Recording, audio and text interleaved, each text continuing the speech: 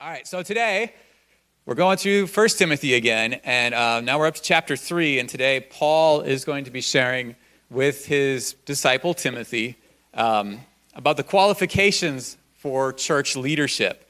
In the spirit of that, I thought I'd open with some job postings that I saw recently that I think you'll enjoy.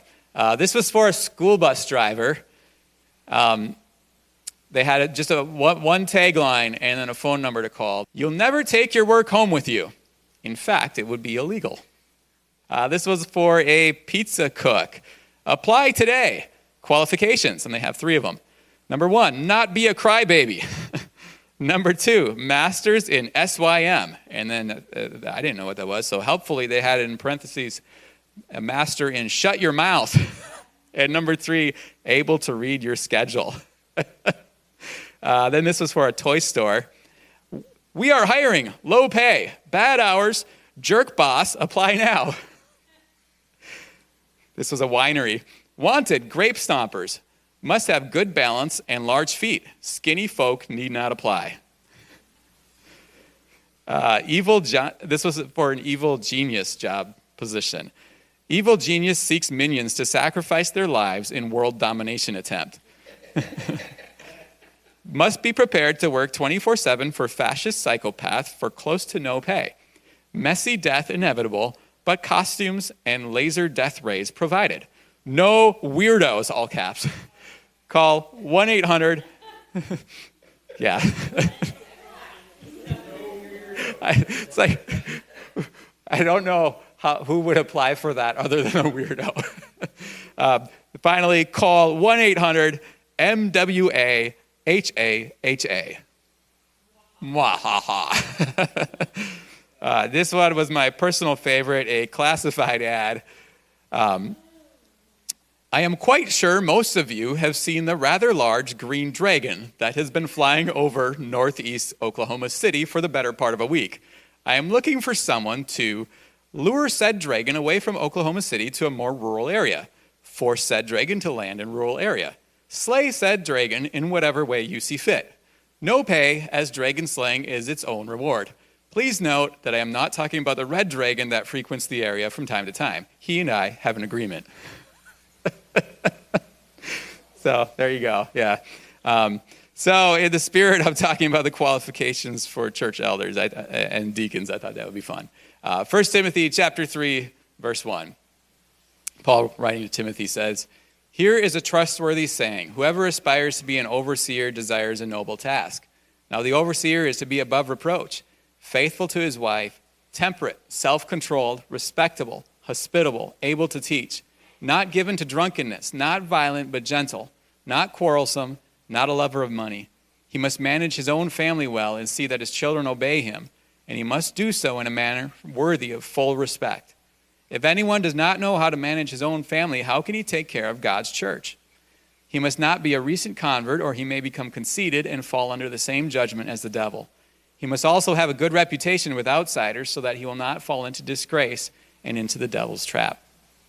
So earlier, chapter 2, Paul talked about his expectations of how men and women should behave in the church. Now he shifts to church leadership, and he starts off talking about the elders. What are the qualifications for elders? Who can be an elder? The word elder, when it appears in the Bible, there's two different Greek words that are generally applicable to the word elder. And sometimes they may be translated elder, sometimes they're translated overseer, bishop. The first Greek word is episkopes, the second one is presbyteros. Episkopes, it's a Greek word that comes from the business world. It's made up of 2 different words, epi and skopeo. Epi means over or above, and skopeo, we use that word. That word is in our modern English words like telescope, microscope. Let's go scope it out.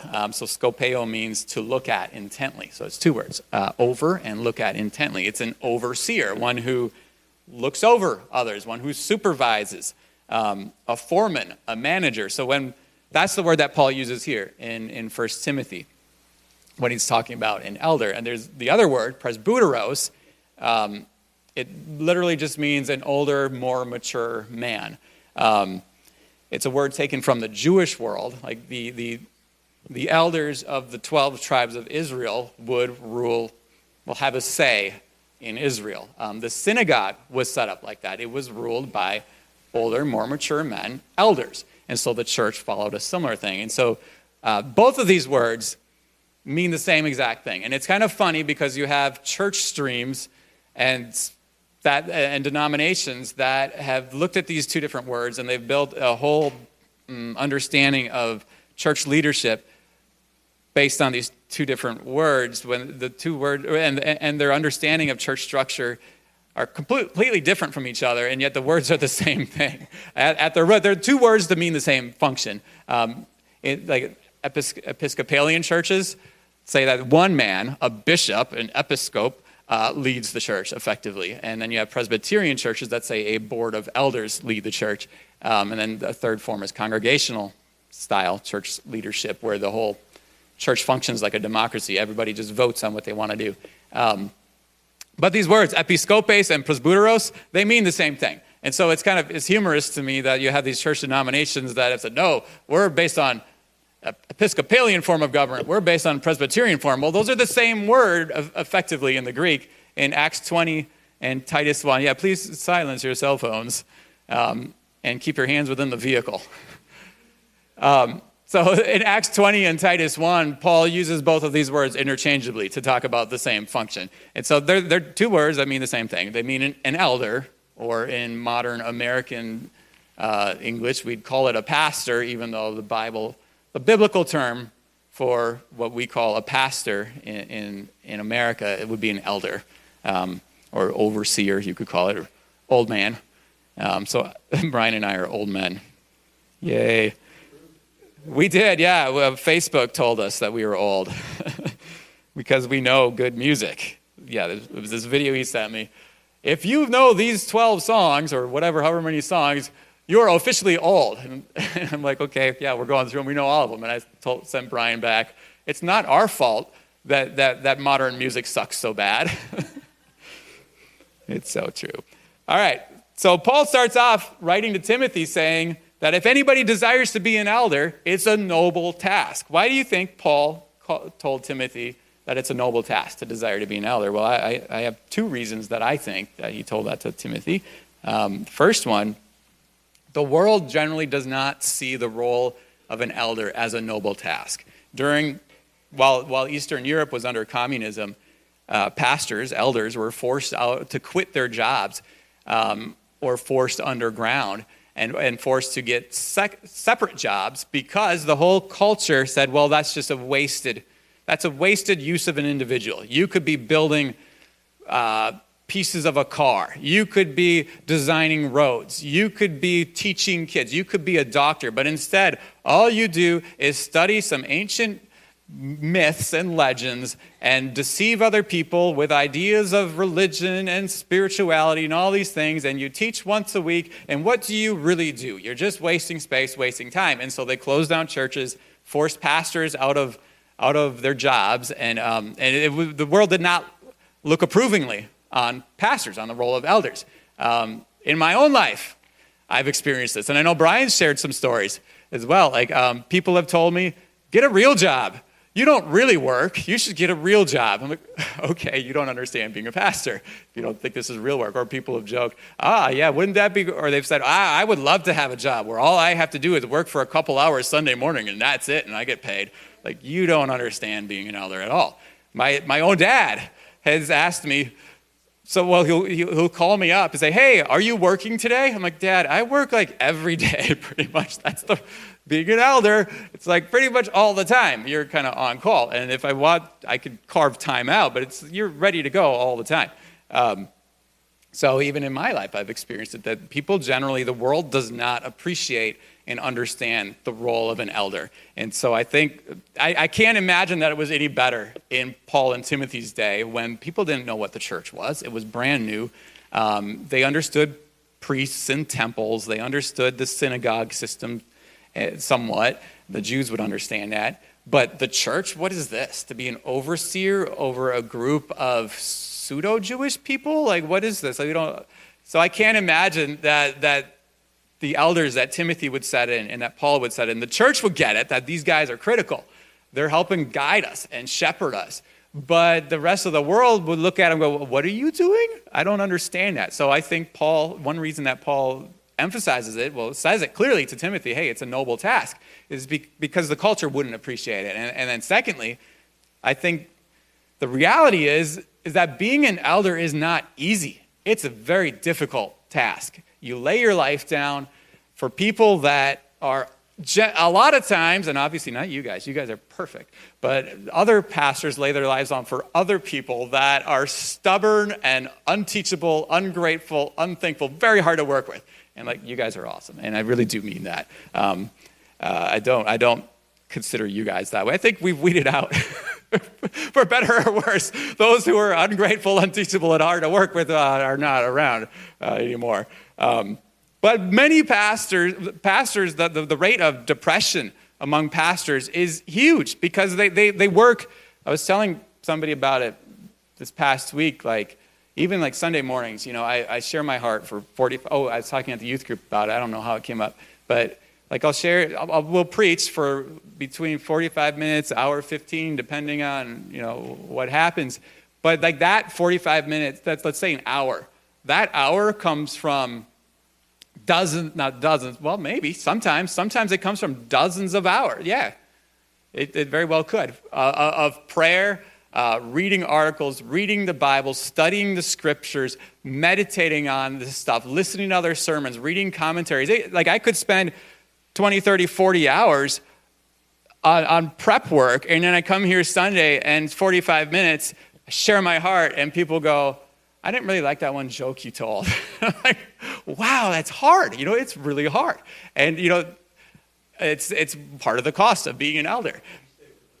At least they were listening. I know, right? Yeah, then you get the other one where the people just, they look at you glaze-eyed and they leave and they're like, I don't know what we talked about. What did we do at church? It's like I entered this time warp and you went blah, blah, blah, blah, blah. And then I just left. I'm hungry. It's hard. Or you might have someone come to your church. You lay their life down for them. You pray with them. They get started in ministry. They're serving, and they say, I love this church. I'm never leaving. And then a month later, they get mad, get offended, and they never come back and won't even answer your phone calls or text messages. And you're like, what did I do? We don't know what happened. Or someone comes to your church, you do deliverance with them, you disciple them, you pray with them, you raise them up, you raise money to build them a house. These are all examples of things that have happened to me. You build them a house, and then they get offended because you won't force the worship leader to do their favorite song during worship, and so they cuss you out in front of the whole church and tell you, get out of my effing country. That happened in Romania to us, in front of my church and family. Somebody, I did deliverance with him, spent hours and hours counseling him, doing deliverance with him, and then he got offended because I read a Rick Warren book one time. And so he said I was working for the Antichrist, and he went and talked to other churches around and told them, Jake's working for the Antichrist because he read a Rick Warren book. Okay. Another guy who got offended because I spoke in tongues, and he knew I spoke in tongues when he started coming to the church, but he was there for a couple of years, got offended. But suddenly, I don't know why, but all of a sudden he got offended about it, that I spoke in tongues, and said that was from the devil. And so he started going around to other churches saying that don't let Jake come around. And I was blacklisted in Romania from various churches. They wouldn't let me come around anymore. Or people that, I had this recently, somebody got offended a couple of years ago because he wanted to talk about, he was coming to the church, he was smoking pot, and he came to me and he's like, hey, would you let me share in front of the whole church about how smoking pot has really delivered me from a lot of anxiety? And I told him in a very nice way, I said, let me pray about it. But my first reaction is, I don't feel like that would be a good fit for us. I feel like that's a very nice, gentle answer, right? I could have laughed at him and said, no, moron. I gave a nice response. Well, then he ends up calling me back and cursing our church out and saying, you will be small and destroyed. No one will love you. No one will come to your church. No one will grow. You will never be blessed. Just curses our church because I refuse to let him talk about how smoking pot set him free. No, I'm not going to do that. That's ridiculous. It's going to hurt people, not going to help people. It's not the word of God. Or someone left because I told him that he shouldn't be sleeping around with his girlfriend and he shouldn't be doing drugs. And he had some warrants out for his arrest, and I told him you need to confess to the cops that you got offended. Well, that's what he should do. He should stop sleeping around, stop doing drugs, confess to the cops what you did. He got offended, he leaves. It's like, well, I'm sorry.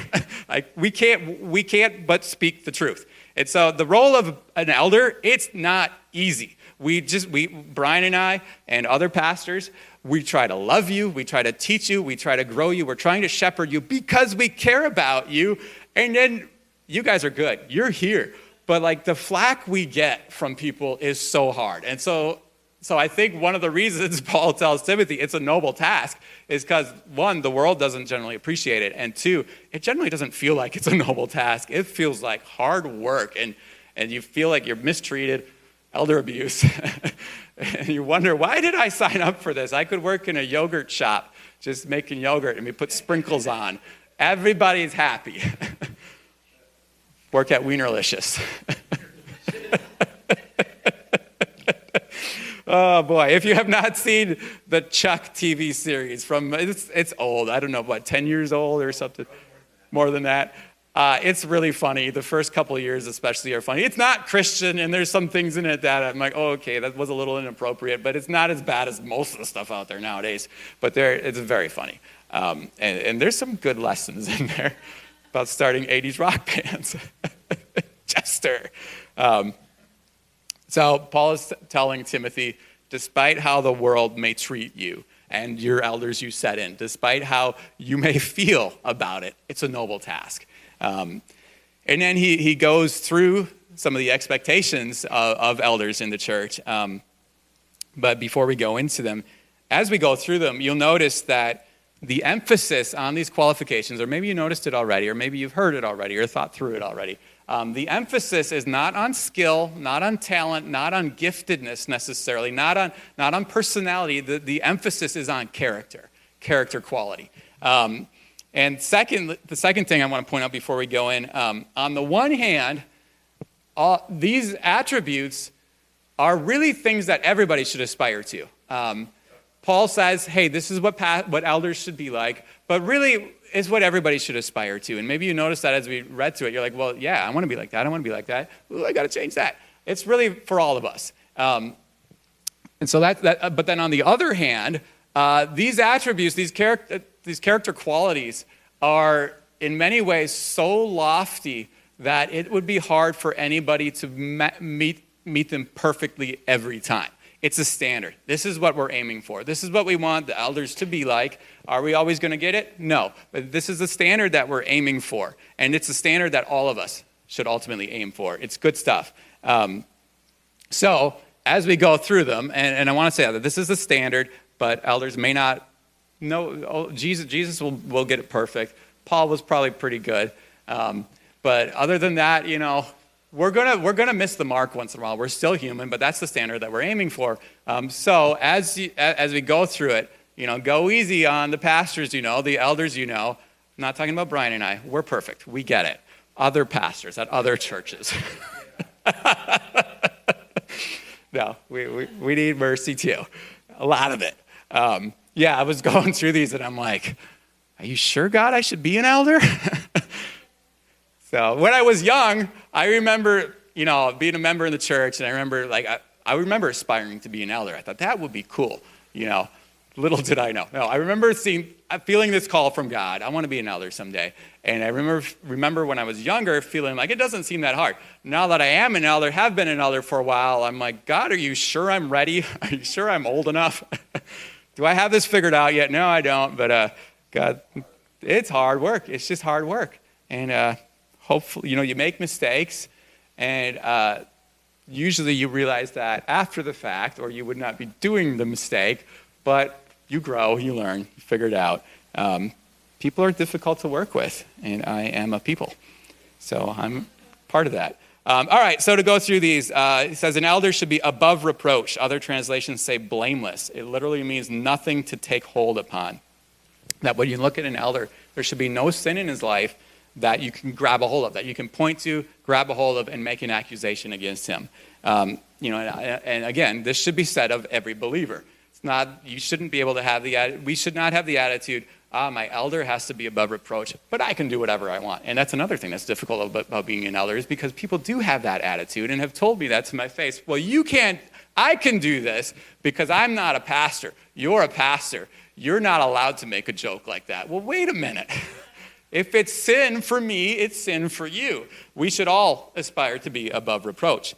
This is something Joe and I, on our way to the video game arcade yesterday, the guys, for those who were in a cave yesterday and didn't know, the guys, a bunch of us went out down to Chicago to the world's largest arcade. And on our drive down there, Joe and I were talking about, he was bringing up some ministry leaders that he knows, that this guy's on his third wife, and he was in jail for 10 years for tax evasion, and his wives, there's allegations, rumors that look probably credible, that the guy is just very difficult to be married to and possibly was an abuser, abused his wife and kids. It's like, this guy should not be an elder. He's not above reproach. So, okay, I guess he's not an elder. He just started a ministry. Well, I don't think he should be in ministry. But for sure, no room for him to be an elder.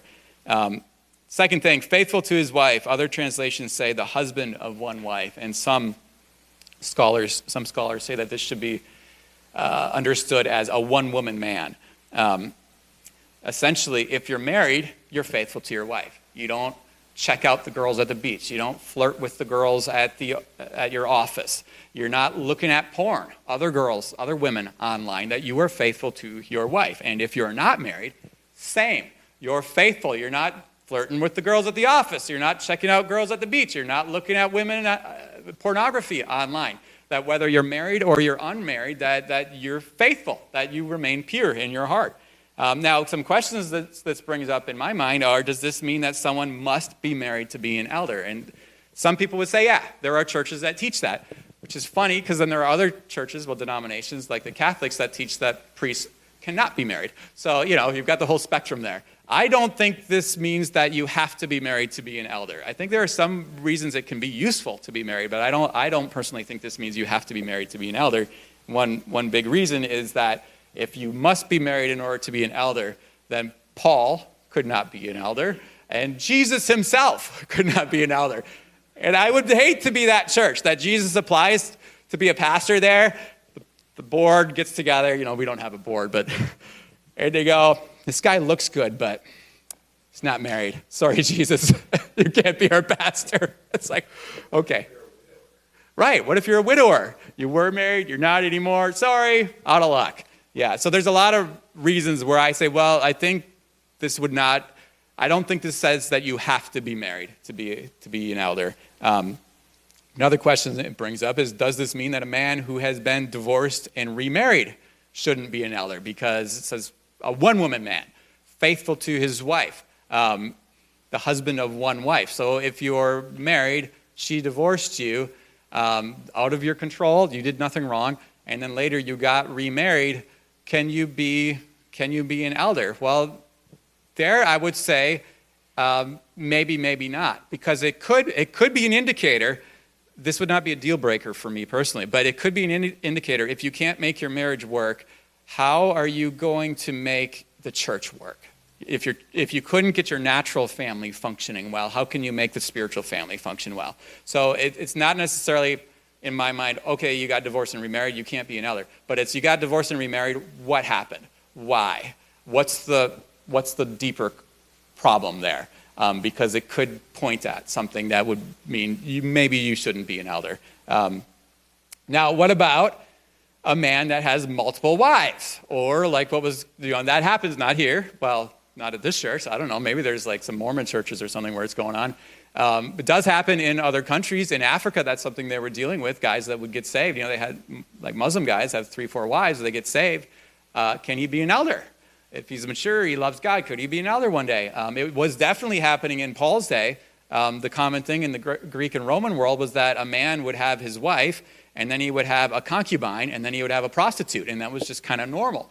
Could he be an elder? And then there were others that had multiple legitimate wives as well. Could they be elders? I would say no. I don't think so, because the elder is supposed to be held up as, this is the standard. This is what we want. Do you always get that? No. But the standard in the Christian life is one man and one woman married for life. The standard is not one man and a concubine and a prostitute, or one man and 3 wives. So I would say, no, if a man has multiple wives, no, he can't be an elder, because you're holding up a lower standard. All right, the next thing here is temperate.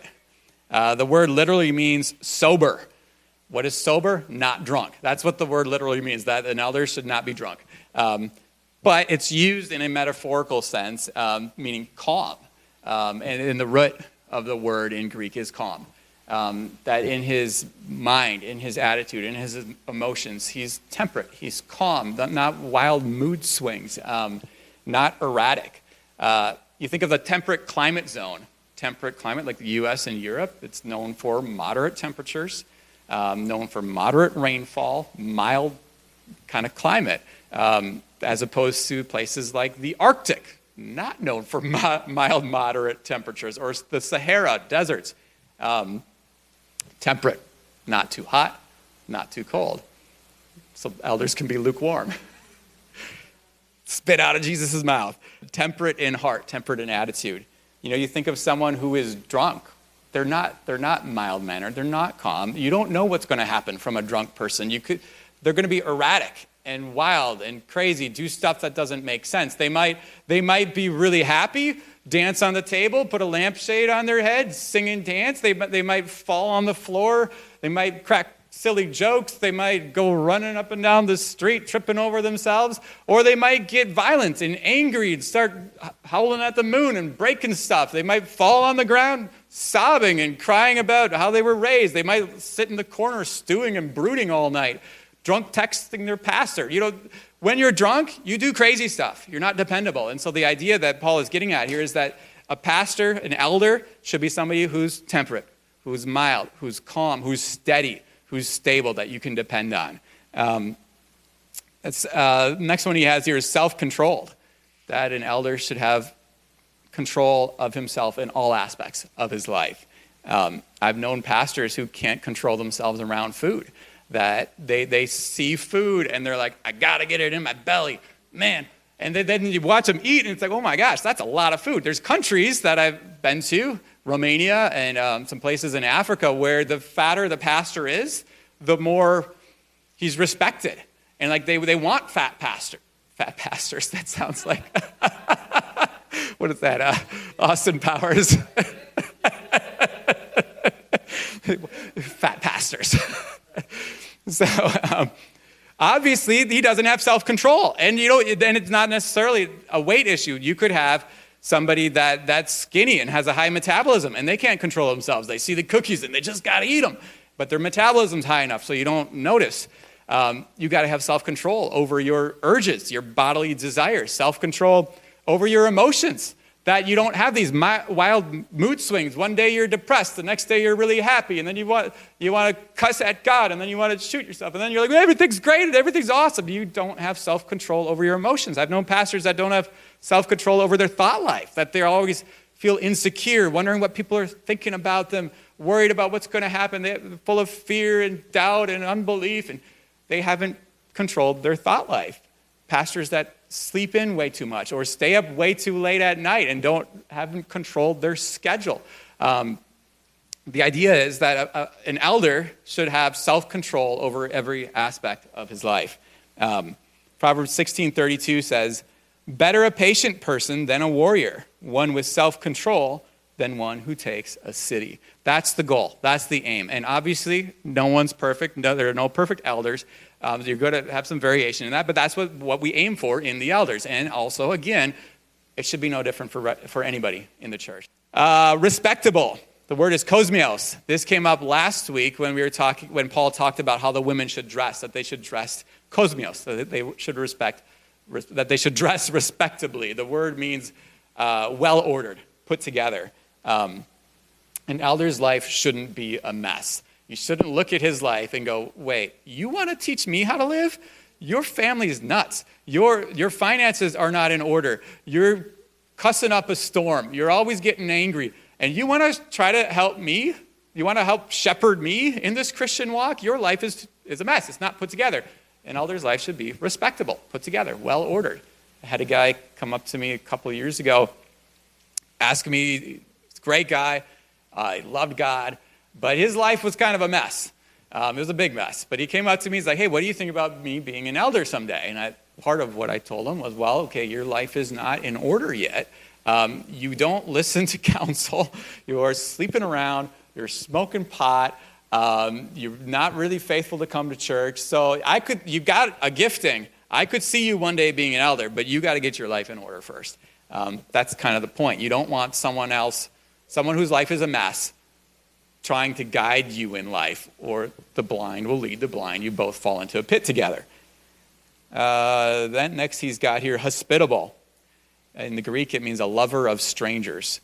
1 Peter 4, chapter 4, verse 8, Peter writes about all believers that we should have this quality. He says, above all, love each other deeply because love covers over a multitude of sins.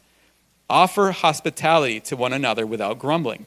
Each of you should use whatever gift you have received to serve others as faithful stewards of God's grace in its various forms. Our homes and our hearts should be open to each other. It looks like the early church, so there's a book, an old extra-biblical writing called The Shepherd of Hermas that was written, I think it's in the 2nd century, after the New Testament was finished, after all those letters were written and distributed. And in there it talks about that an elder should be hospitable in receiving teachers, traveling ministers into his home. And so it looks like the early church probably emphasized it in that sense, because you had traveling ministers that would go around, and then they can't just stay at the local Super 8. They would stay in the homes of church members. And so the recommendation was, pastors, elders, you need to open your homes to these traveling ministers, the ones that are preaching the true gospel.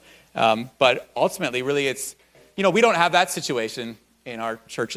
Once in a while, we've had missionaries come. Like Dave Miller came, he stayed at our house. Marius came, stayed at Richard and Kathy's house. And I know, we have that heart, that if there are traveling ministers and people that come, they can come and stay with us. That Brian and I have no problem with that. But it's just not an issue as much anymore. But in all areas, each one of us, the elders in particular, Paul says here, but each one of us should have our hearts opened up to each other, our lives opened up, our homes opened up, that what I have, you guys can use it. If you need, ask me. Don't just come over, walk into my garage and try to hotwire my car, Ask me. I may need it. And when you come, you can come to our house. You're welcome to come to our house, and I know Brian and Kathy would say the same. You can always come to our house. Just let us know ahead of time so we can make sure that we're there, because we're often not, and make sure that certain individuals have their pants on for the day. Jack. That they're fully clothed and in their right mind, before you show up. What's that? At least fully clothed. Yeah, the right mind, I don't know. No guarantees on that one. Then he says that elders should be able to teach. This is the one and only skill that is required of elders. All the rest of them are character issues. 2 Timothy chapter 2, verse 2, Paul tells Timothy, and the things that you have heard me say in the presence of many witnesses, entrust to reliable people who will also be qualified to teach others also. Sorry, that's a different version. Who will also be qualified to teach others is the NIV. The requirement on elders is that they are able to teach. The requirement is not that elders have to be the world's best theologians to awe and inspire you with our mighty intellect and our incredible speaking skills. So you go, wow, that guy is highly educated. The requirement is that we are able to teach so that we can make disciples. There are a lot of churches where I think the elders essentially tickle the people's ears with all the neat, intricate details of everything, all the theological stuff that they've picked up. And that's interesting. You can learn some really good stuff, and it might even change your life. But it's not going to necessarily make strong disciples. The Bible is about making disciples. Jesus was about making disciples. Jesus didn't walk around trying to impress everybody with how great of an orator he was, how eloquent he was, how many big words he used to talk to people. He actually used very simple stories with a lot of depth to them, and direct statements, jokes. using humor to get the point across. Normal people could understand him. Normal people liked hanging around with him. He wasn't some highfalutin intellectual that impressed the Greek scholars and philosophers. But he made disciples. And that's the point. That's the goal of elders teaching, is that we are able to teach you what we've been taught. The requirement is not that your elders are the best teachers or even your favorite teachers. You can go on YouTube, and I hope you can find teachers that you think are better communicators than me or Brian. We're not trying to impress you with our communication skills. Hopefully we can get the point across and teach you guys as well as we can, But there are plenty of teachers better than us. There's plenty of people who know more, who know the Greek and studied the Greek and the Hebrew and all that, and all the history and all. You could find guys that could teach you interesting information way better than I could. But we're trying to make disciples out of you. We're trying to teach you what we've been taught. So the requirement over elders is that they can teach. Not that they be your favorite teachers or your best teachers. Not necessarily that they're dynamic, funny, entertaining speakers. Not necessarily that they're powerful, charismatic leaders, but that they are able to teach. We may not have all the answers. We may not have some degrees from a seminary. Neither of those are requirements. The requirement is that we're able to teach because we want to make disciples. It says, not given to drunkenness.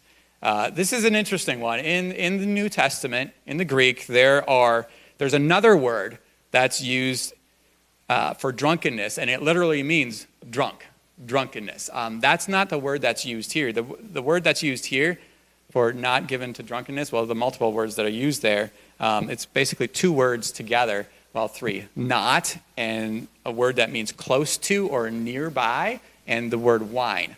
Nearby and wine put together to be one word in this Greek word. And so an elder should not be close to wine. And I think what Paul is alluding to here is not specifically calling out drunkenness, but he's talking about elders should not, some versions say, not be given to wine.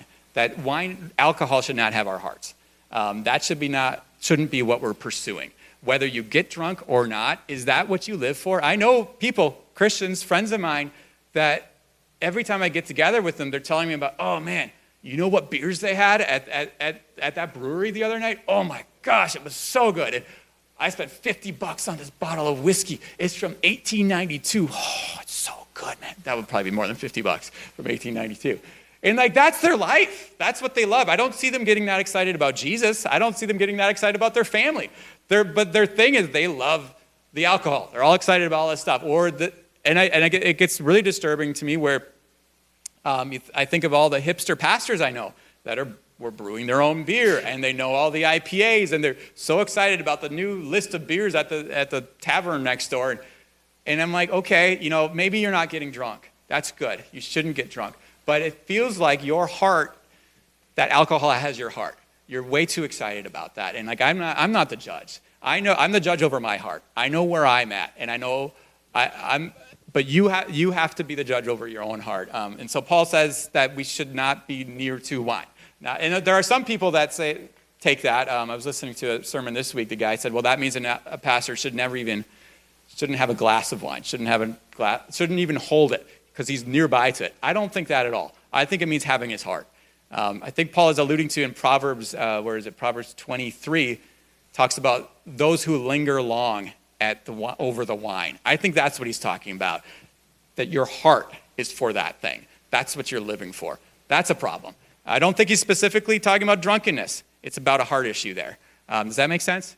And I think there are appropriate times. It can be a very appropriate thing for anybody, for an elder or for anybody, to have a glass of wine, to have a bottle of beer. There have been times, and I have...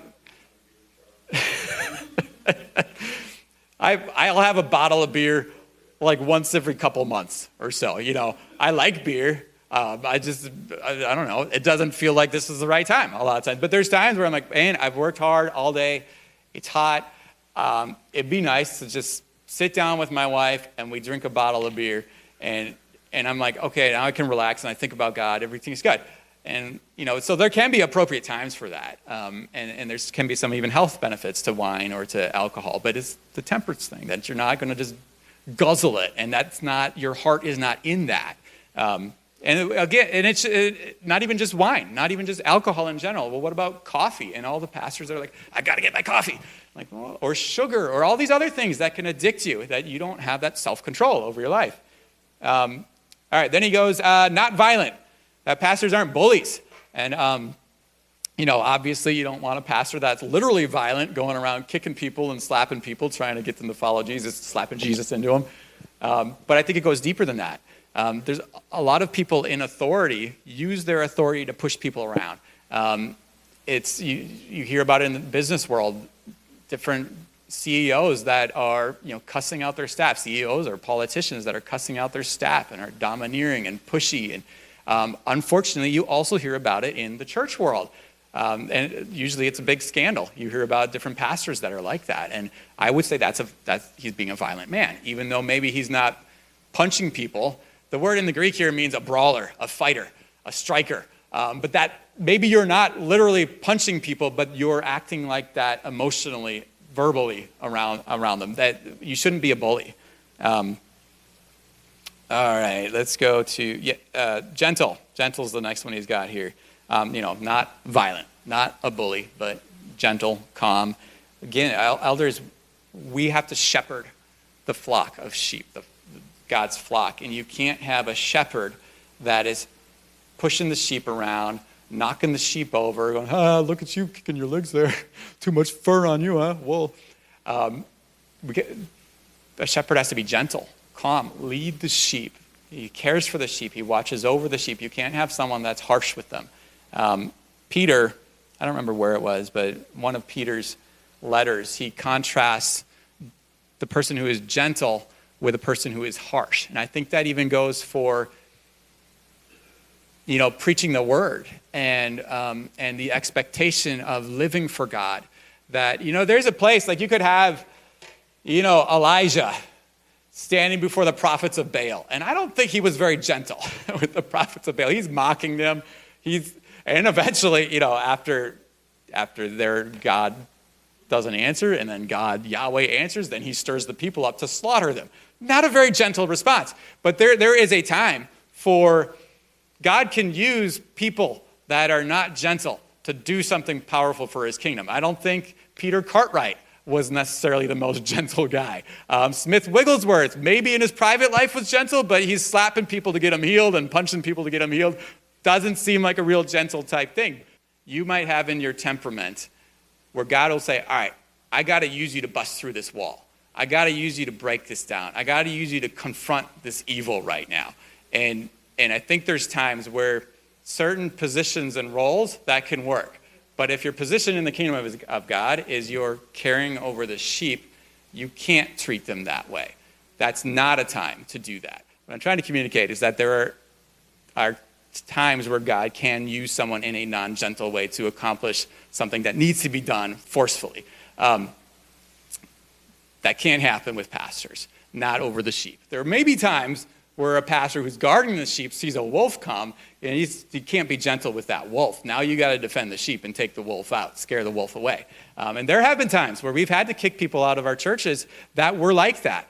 I remember, back when Jesse and I were engaged, we had this guy, Rabbi Joseph, he called himself, that was coming around to our church in Madison, and he was preaching that you had to follow all the Old Testament laws. And he was being very abrasive about it.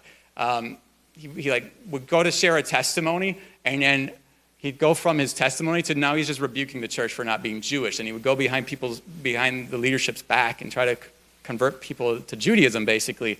And he would be condemning toward people. And one time he was at my house, and he was condemning Jesse for not following Old Testament Jewish laws. And I got in his face. He was a big guy. And I'm like, I don't remember what I said, but I forced him out of our house. I'm like, don't come around here again. You can't be doing that. It's not allowed. So there are times when you're taking care of the sheep that, you can't be gentle to the enemies. And you don't be gentle to the devil, But with caring for the sheep, you got to walk in gentleness, not beat them up, not be a bully about it. Next, he says, not quarrelsome. That elders shouldn't always be fighting, bickering, arguing about everything, unless it's grammar rules. Then Jesus understands. Not a lover of money. An elder shouldn't be greedy. This is one that our culture, I think, does not get it right. You could think of all the different pastors that lead these big churches filled with people that are making $30,000, $40,000, maybe $50,000 a year, and the pastors are making hundreds of thousands of dollars a year, and they have massive properties, mansions, and yachts, and airplanes, and things. You go, I think somebody's greedy for money here. There are three things that you see over and over again: taking out elders, taking out ministers. The three G's: gold, glory, and girls. Those can't have a pastor's heart. They can't. If you're going to be an elder, you can't be drawn to gold. I mean, yeah, everybody likes gold. Everybody likes money. Everybody needs money, but that can't be the thing you're pursuing. You can't be pursuing other women. You have your wife. Okay, that's good. You can't have girls in every city. Glory, you can't be lusting for power and fame and respect. 1 Timothy chapter 6, a few chapters after this one, Paul writes to Timothy, "For the love of money is a root of all kinds of evil." Money itself is not evil. Money, you can do much good with money, but if you love money, that's the root of a lot of evil that can result from it. Some people eager for money have wandered from the faith and pierced themselves with many griefs. So how do you overcome a love of money? You know, this is not just for pastors and elders. This is for everybody, ultimately. How do you overcome a love of money? You be generous. You give your money away, and suddenly that idol breaks in your heart. Then we got verse 4, he must manage his own family well and see that his children obey him, and he must do so in a manner worthy of full respect. Other translations say in a manner worthy of dignity, worthy of honor. The root word is awe, like A-W-E, awe and majesty, that people should look at an elder and his family and how he's raising his family, and they should be in awe. Wow, look at his kids in order. Look at his wife loving him and submitting to him. Look at him leading in gentleness and wisdom. That they shouldn't look at him and go, oh, And unfortunately, I think this is one thing that, again, is very much overlooked in American churches. The stereotype of PKs, pastors' kids, is all too true in many churches. You know, thankfully, I think our churches have been otherwise for the most part. We really try we want the elders to have good families, strong families that love Jesus. If a man can't lead his own family well, how is he going to lead the family of God? And so one of the ways to look at, a really good indicator of if someone could possibly be an elder, look at their family.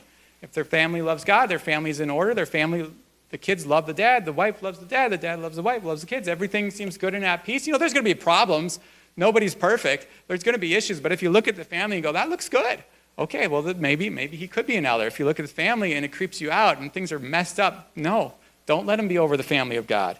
He says, not a recent convert, or he may become conceited and fall under the same judgment as the devil. Recent convert is the Greek word neophytos. It's where we get neophyte from. It means newly planted. You shouldn't be shepherding other people if you don't know where to lead them. If you don't know what you're doing, well, then you shouldn't be over other people. And he says, otherwise you may become conceited. If you're given too much authority too early on, it goes to your head, and pride comes before the fall, and so you're setting someone up for failure if you set them in as an elder too early in their Christian walk. And then he says that they could fall under the same judgment as the devil. Well, what is the devil's judgment? What's the judgment of the devil? Well, he was originally judged. He couldn't be in the presence of God. He was cast down to the earth, sentenced to be here in misery. And then ultimately, then Jesus defeated him, stomped his head, and ultimately one day he's being cast into the lake of fire. Do you want to condemn someone to that? Okay, set them into that as an elder too early. You don't want to condemn them to that. Wait, let them develop maturity. Let them get some godly character first. 1 Timothy chapter 5, verse 22, Paul tells Timothy, do not be hasty in the laying on of hands, and do not share in the sins of others. Don't commission someone too early to be an elder or to launch out in a ministry or something. Let them develop godly character first, and godly character takes time. You can learn skills pretty quickly. You can't gain godly character quickly. You have to be pushed down a little bit. You have to mess up and repent and forgive, make mistakes. You have to grow. You have to be beat up a little bit before you eventually surrender and you develop that godly character. And still, your whole life long, you're going to be growing in it. Now, interesting thing, so I mentioned that this list is the ideal. You're not going to always hit it. And in fact, Paul himself did not always follow this. When he was in Galatia on his first missionary journey, he sat in elders that seemed to have been newly converted a few months ago. He goes to the churches, or he goes through the area, he preaches, and then as he comes back, he puts in elders. It's like it seems like they were believers for just a few months. So there are certain situations where it's like, well, this is all we have, and you seem good, you seem mature, we'll set you in. The Jesus People movement, same kind of thing, where you had a lot of these hippies that there was one guy who was following Jesus for 3 months. Everybody else just met God like a week or two ago, and they go, you know what? You're mature. You're an older believer. You're an elder. You set them in, and sometimes it works, sometimes it doesn't work. But that's the ideal, is that they would be not new converts. Last one, qualification: he must have a good reputation with outsiders so that he will not fall into disgrace and into the devil's trap. The word disgrace that's used here, it's an interesting word that it means, sometimes it's translated insult, reproach, revile. It's the personal feeling of being disgraced. It doesn't necessarily mean you did anything disgraceful, but it's the feeling, the shame that comes on you of other people perceiving you as having done something disgraceful. You feel bad. Usually, that's the emphasis, is how you feel about it. Every other time that this word is used in the New Testament, it means one specific thing. The disgrace that we are willing to bear for Jesus' sake. The insults, the mocking, the criticism that you take. Well, it could be either the disgrace that Jesus bore on the cross, or the disgrace that we're willing to bear with him because we follow him. It's used in a positive sense every other time, except for this time. So what I think Paul is trying to say here is like, look, you're going to have people mock you, mock the church, criticize the church, attack the church, bring disgrace on the church for illegitimate things, just because you love Jesus. Don't put in an elder who's going to bring more upon you. Don't be foolish to put somebody in that has a bad reputation, and everybody else goes, oh, that's what the church is about? You know, if there's a guy that's known for ripping people off at his business, don't put him in as an elder. You'll bring extra disgrace on the church. If he's known for, he's the neighbor that always yells at the kids because they walk on his lawn and he freaks out at them, okay, probably shouldn't have him as an elder. If he's known for sitting on his front porch in his boxers drinking whiskey and shooting shotguns at cars, don't put him in as an elder. Maybe he could be an evangelist. You draw a crowd. So he should be of good reputation, so that the church doesn't fall in disgrace. Now Paul gets into the qualifications of deacons, and this is going to go a lot faster because a lot of them, they're actually very similar to his qualifications over the elders. So what are deacons? How do they differ from elders? Where did this all start? Well, in the beginning, when the church was first started, the apostles did everything. They did the spiritual ministry, they prayed, they led people to the Lord, they preached, they taught. They also did more of the administrative stuff. They handled the distribution of money. When people came, they brought the proceeds to the apostles' feet. The apostles distributed it to the poor, so everybody had everything they needed. They handled feeding the poor, the widows that didn't have food. They took care of that. But there came a point where the apostles couldn't do it all. They were getting burnt out. They weren't doing a good job because it was too much for just the apostles to handle, and so then they established the deacons. Acts chapter 6, verse 2. So the 12 gathered all the disciples together and said, "It would not be right for us to neglect the ministry of the word of God in order to wait on tables. Brothers and sisters, choose 7 men from among you who are known to be full of the Spirit and wisdom. We will turn this responsibility over to them, and will give our attention to prayer and the ministry of the word." So the apostles and the people effectively selected 7 men, Philip, Stephen, and 5 other guys, to take care of distributing the food to the widows so that the apostles could focus on what they were called to do, ministering to the people spiritually, spending time with God, hearing from God, teaching the people so that they can actually grow in the ways of God. Because the apostles had spent time with Jesus. The regular people maybe had seen him here or there, or had spent a little time with him, but they didn't have the bulk of time that the apostles had spent. And so then the apostles could focus on their ministry because the deacons, these 7 guys, were focusing on their ministry. So not only were these 7 guys, they were doing good work. They were feeding the widows. And like Stephen, you can hear about Stephen preaching in power and seeing signs and wonders. And then Philip, too, he goes over to Samaria and sees revival in Samaria. So they're doing an incredible work in and of itself. But not only did they do this work and get credit for that, but because they took this burden off the apostles, now the apostles can do the work that they're called to do. That's at the heart of what the deacons do. The deacons, they do great work in themselves. Like Greg's our deacon here right now. We used to have Scott as well. And Greg takes care of the lawn. Greg takes care of the walkways, taking care of the snow and all that, and various things on the building and the sound and stuff. Greg handles all that. And it's awesome what Greg does. But there's an added benefit to the entire church. Because Greg is doing that, Brian and I don't have to do it. And we can focus more on God. And we can focus more on our ministry. Now, on the flip side, if the deacons aren't doing what they're called to do, if the deacons go, you know what? I don't need to change the light bulbs. I don't need to make sure the floors are swept. I don't need to make sure the chairs are straightened. I don't need to take care of the coffee, the sound, whatever it is. If the deacons are shirking their responsibility, who does it fall on? It falls on the elders. And now the elders are doing 2 jobs, and they're already burdened with their job, and now they're burdened with an extra job. And then because of that, the elders get burnt out, and the church suffers because they don't receive the ministry that the elders are called to give them and should be giving them. And so early on, the apostles were doing everything, and then they realized we can't do everything. Let's set in these guys. They'll handle the administrative tasks of the church body, and we'll handle the spiritual tasks that we got to do. And the church, so the whole church could be blessed. If the deacons would have, if Stephen and Philip and those guys would have shirked their responsibilities, the elders would have been burnt, the apostles would have been burnt out, and they couldn't do their ministry.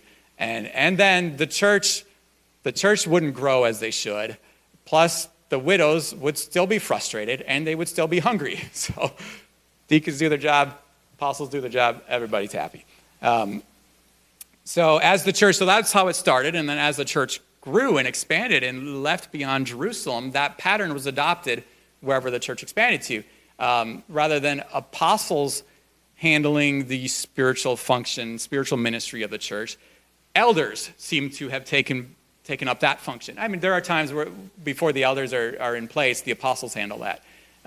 Like Paul going into a city and he's going to feed them spiritually and handle the spiritual ministry of the church, but then he'll put in elders to take over for him.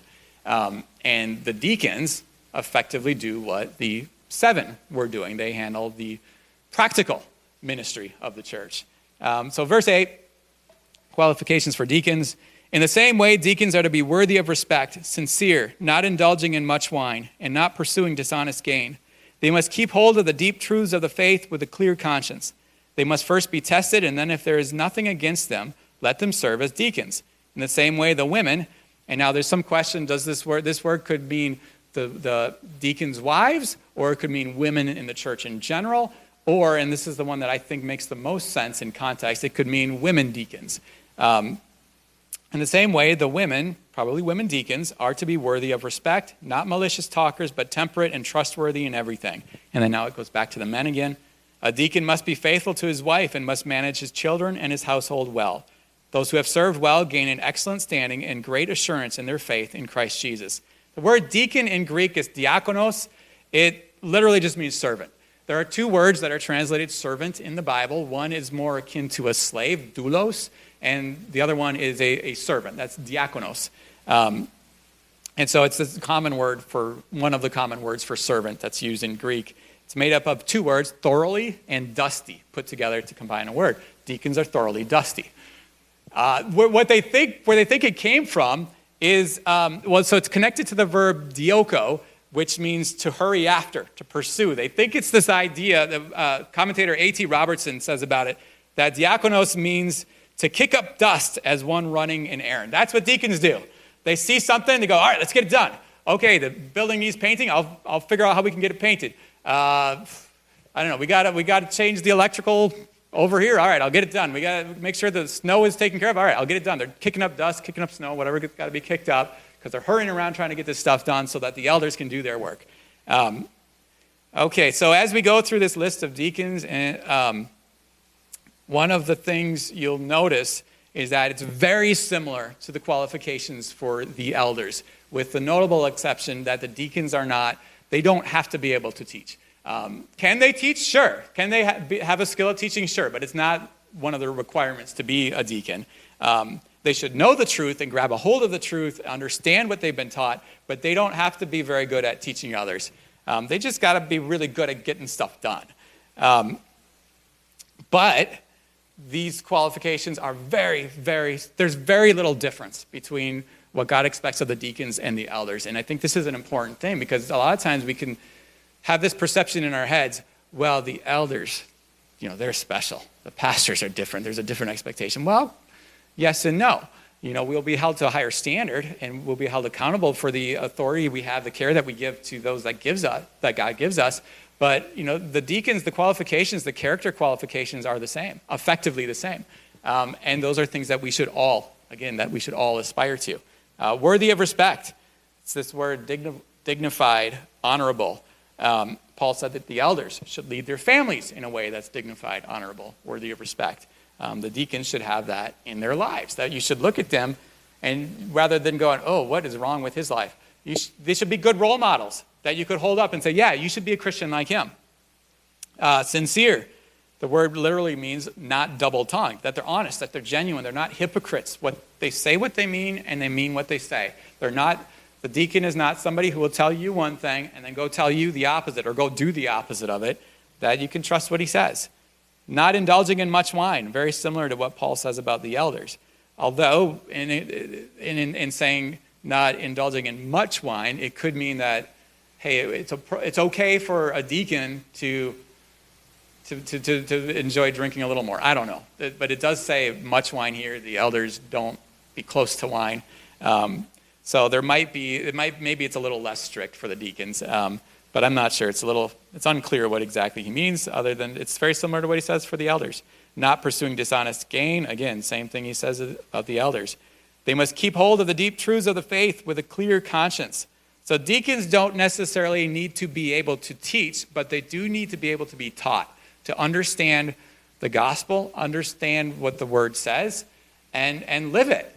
1 Timothy 1:5, Paul used the same word when here he says, the goal of this command is love, which comes from a pure heart and a good conscience and a sincere faith. That they are living genuinely before God, have a clear conscience before God, and they understand the basics of the gospel. They must first be tested, and then if there is nothing against them, let them serve as deacons, same as the elders. We don't want to put anybody in that position before they've developed godly character, or it will hurt them. Then we'll jump past the section about the women deacons. He says a deacon must be faithful to his wife and must manage his children and his household well. Basically the same thing that he told the elders. And then the women deacons, so in Romans 16:1, Paul commends Phoebe and calls her a deacon of the church in Cenchrea. So we know there was at least one female deacon in the early church. The Bible does not have a problem with women deacons because women deacons are not leading the entire church. They don't have governmental authority over the entire church. They have authority delegated to them by the elders to accomplish a certain function, fill a certain role so that the elders can do their job. The Bible doesn't have a problem with that. So the Bible is not the Bible doesn't have a problem with women doing ministry. The Bible's only issue is if women take over leadership of the entire church. And so Phoebe is one of the women deacons that we see. And then Paul highlights some specific requirements for the women. Some of them are the same as he says about the men or about the elders, but the two different ones that he has here are not malicious talkers. That's the word diabolos, where I'm sure you can see where that comes from. Diabolical, the devil. It literally means, it means the devil, and slanderer is in the Greek, because the devil he slanders us. He says lies to us and lies about us and lies to us about God and about other people. Way back in the garden, he was slandering the name of God. That's what he does. He lies. He slanders people. So one of the requirements of women deacons is that they not be slanderers. They don't be devils. That you don't pick the woman that's known for her gossip. You don't go, oh, she would be really great to set in ministry. I don't care how many good skills she has, how talented she is, how much she can get done. If she's known for gossip and slander, you don't want her to be a deacon. And in pointing out, in specifically talking about the women here, Paul is not saying, but you guys can be devils if you want to. No. Just the women needed to hear this. The second one he says specifically about the women here is trustworthy. And elsewhere, this word is translated faithful. It's the same word that Paul used in 2 Timothy 2:2, telling Timothy to grab faithful men who would be able to teach others also. You want someone who, if you ask them to do it, they're going to do it. And again, just because Paul says this about the women deacons here doesn't mean the men deacons get to go, sweet, I don't have to be faithful. No, you got to be faithful too. And just because you're not a deacon, the elders, doesn't say that about the elders. We got to be faithful. No, everybody. And even whether you're a deacon, female deacon, male deacon, elder, non-elder, doesn't matter. Everybody should be faithful. That's what we should aspire to.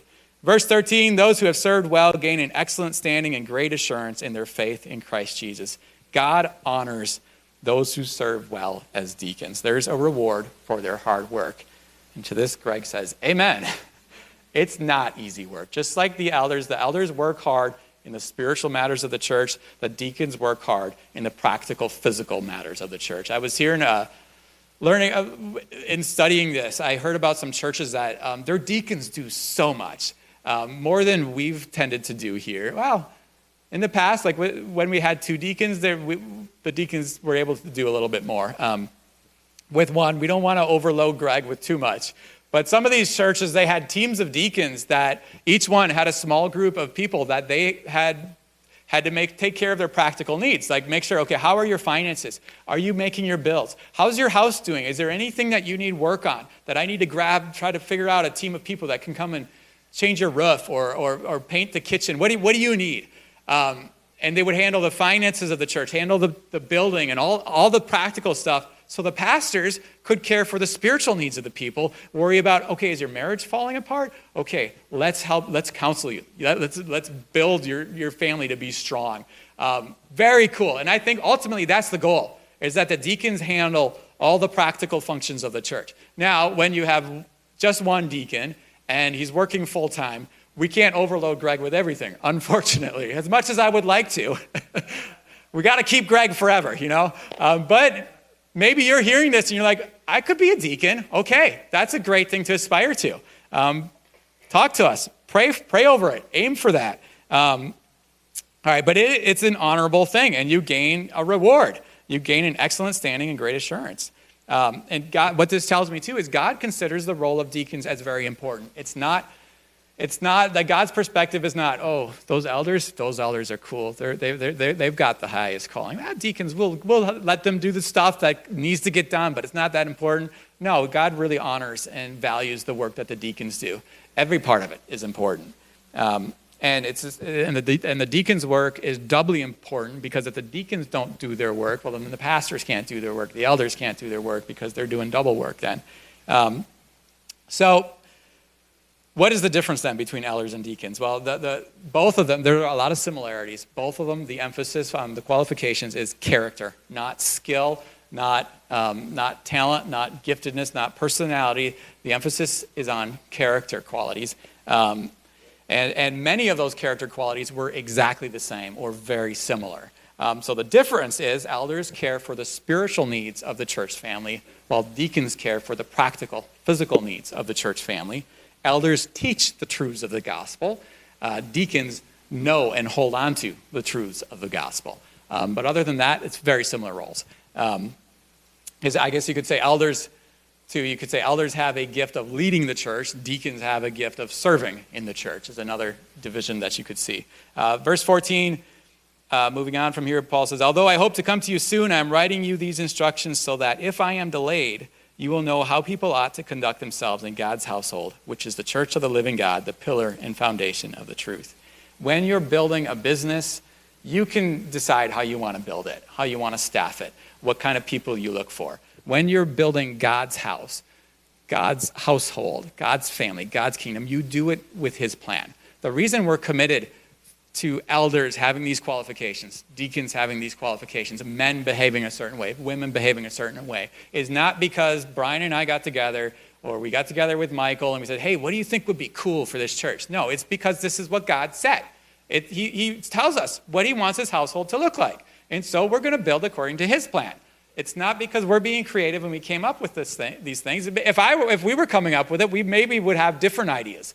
But we for sure would, because we're not God and we're not as smart as he is. But this is what God said, so we're going to do what God said. And guess what? It works better when you do what God said. And he calls the church the pillar and foundation of the truth. What do pillars do? They hold up the roof, right? Or hold up the floor. What does the foundation do?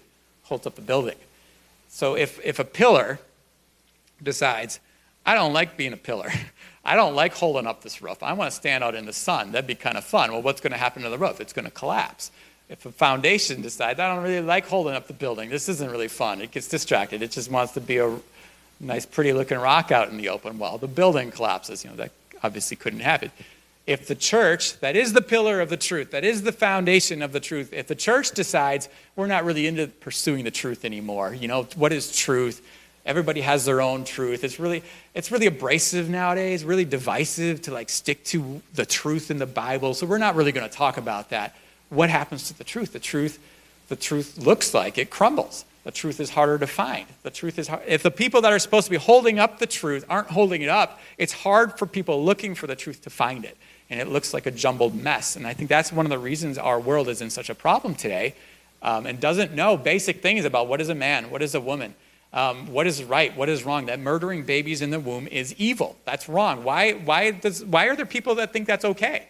They know it's a child, and they're like, well, I don't know. It's a woman's right to choose, It's her body. It's not her body. It's a human being in there. You can't murder a human being. I don't care how old they are or how young they are. It's not okay. Euthanasia. Why is that? Why are people confused about that nowadays and think it's okay to take old people and send them to the doctor to be murdered rather than treating them because it's cheaper? Why is that a debate? Why is it not understood that these things are wrong? Because the church is not holding up the truth. The church has not been the pillar of the truth. They haven't been the foundation of the truth, so the truth crumbles. The truth is what it is, but it looks like the truth crumbles, and those who are looking for the truth are just seeing a mess rather than the truth held up and say, look, this is it. This is the truth. Walk in it. So we, as the church, we got to be committed to the truth, and that's why we'll preach what the Word says, and that's why we'll build things as God said, because it's the truth. And you may not like it. The world may not understand it. People might say you're backwards. Well, women should be pastors. Why do you say the man should lead in the home? Maybe the wife should lead in the home. What's wrong with that? Why are you misogynist? Why are you this? Why are you that? Everybody should lead in the church. We shouldn't have elders and deacons. Let everybody do what they want. We're just all the flock of God together. Why should you even be a part of a church? Just do what you want. Just love God, hang out with Christians, and go get coffee with people. That's church now. Why are we committed to this stuff? Because that's what God said. It's the truth, and so we're going to keep holding it up. If we don't, the truth, people who want the truth won't be able to find it. And then verse 16, Paul closes with what most scholars think was an ancient Christian hymn here, something he heard on Caleb, probably. What is it? Positive, encouraging, safe for the whole family. Beyond all question, the mystery from which true godliness springs is great. And here's the hymn. He appeared in the flesh, was vindicated by the Spirit, was seen by angels, was preached among the nations, was believed on in the world, was taken up in glory. Amen. Lord, thank you that you have given us your plan for the church, that we don't have to just try to figure it out, but you have shown us this is what I want. This is what I want the leadership of the church to be like. These are my qualifications for them. And Lord, this standard is high, but I pray for Brian and I as the elders of this church, Lord, that we would attain to it. And where we are lacking, God, I pray for mercy, and I pray for grace, and I pray for growth. Lord, and I pray for Greg as our deacon right now. Jesus, I pray for him that you would give him grace and power to attain to the qualifications that you expect of him. And Lord, again, for him too, where he falls short, that you would show him mercy, and that you would show him grace and grow him. And Lord, I pray for others in our church, though we are small, Lord, I pray that you would raise up more deacons, raise up more elders. Lord, we still want to plant other churches, and we want to plant other churches. We're going to need more elders to pastor those churches. We're going to need more deacons to help facilitate the practical matters of the church. So Lord, raise up people within our church that give them a vision a greater vision for their life where they could see it and go, yeah, I could be a deacon. I could do that. I could be an elder. And Lord, raise them up in our ministry so that we can plant other churches. And so this church can function better. Pray for each one of us, whether we feel a call to be a deacon or an elder. Lord, I pray for each one of us to aspire to these qualities, these character qualities, and that we would reach them, Lord, that your grace would be on us, your power would be on us. Root out selfishness, root out anything of the world in us, anything of the flesh in us, so that we attain to the stature that you have for us, God, that we would look more and more like Jesus, walk more and more in your love and your maturity. In Jesus' name, amen.